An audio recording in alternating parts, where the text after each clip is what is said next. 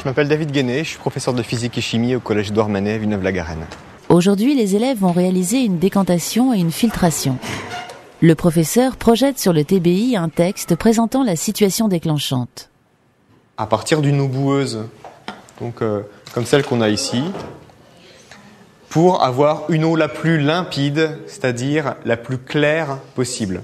Alors vous pouvez utiliser une passoire, du papier absorbant, du papier filtre et le support. L'Erlenmeyer, que je vais compléter ici. Répartis en petits groupes, les élèves se lancent dans une démarche d'investigation.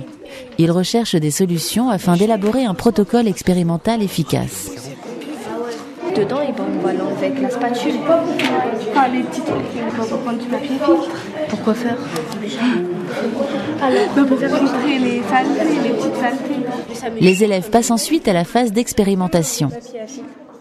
Ils réalisent leurs expériences à partir des protocoles mis au point. Regarde, prends là.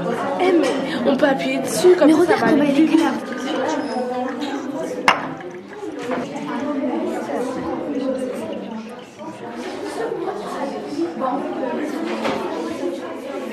Pendant ce temps, l'enseignant photographie les propositions des élèves qui lui semblent intéressantes afin de les projeter ensuite devant la classe. On va arrêter les manipulations. Ah ouais, il a raison, ça devient clair. Regarde. L'enseignant et les élèves essayent ensuite de s'accorder sur la méthode la plus efficace en distinguant la décantation et la filtration.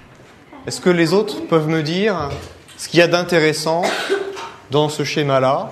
Ils ont vu que la boue, elle était plus lourde que l'eau.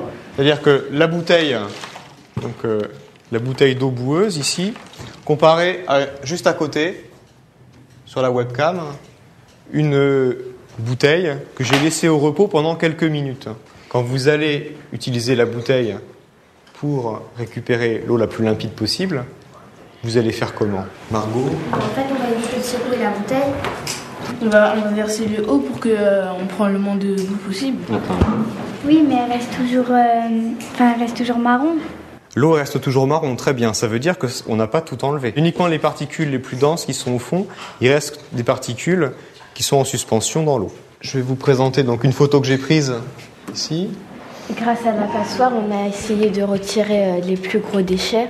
D'accord. Et après, on a versé l'eau qu'on avait eue dans le filtre. Et après, avec le filtre, on pouvait retirer seulement ceux qui flottaient ou le reste. Vous avez proposé de faire de refaire le cycle, c'est-à-dire de à nouveau filtrer avec la passoire. Non, on refait juste la deuxième partie. Là, on va voir comment est-ce qu'on peut schématiser ensemble rapidement. Donc la passoire, elle est ici. On prend ça. Voilà. Et après, on met ça dessus.